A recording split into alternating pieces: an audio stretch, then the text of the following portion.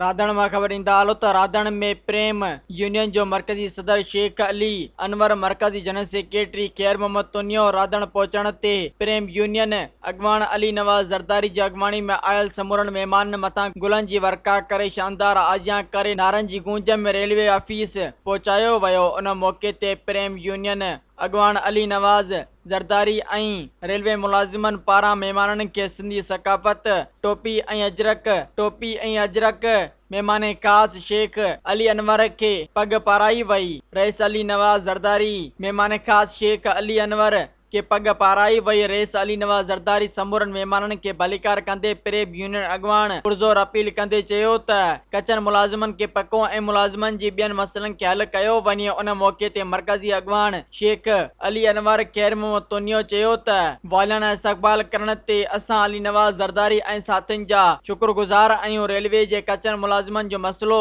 राधण न पर पूरे पाकिस्तान में मसइलो आहे। असां गुज़िरियल जलसे में मुतालबो कयो हो ऐं कंदा रहंदासीं जेसीं ताईं मुतालबो पूरो न थींदो। तव्हां लाइ ख़ुशी जी ॻाल्हि आहे त सखा डिवीज़न में नाइट पेट्रोलिंग दौरान धाड़ेलनि जी फायरिंग में शहीद थी वियल अली हैदर खे ख़राज तहसीन कंदे वल्हार रेलवे स्टेशन जो नालो तब्दील करे शहीद अली हैदर रखियो वियो आहे। उन मौके ते गुलाम शबीर ज़रदारी समेत ॿिया मुलाज़िम मौजूद हुआ। मज़ीद ख़बरनि ऐं तफ़सीलात लाइ विज़िट कयो असांजी वेबसाइट www.awamiNewsHD.com ऐं ॾिसंदा रहो अवामी न्यूज़ HD।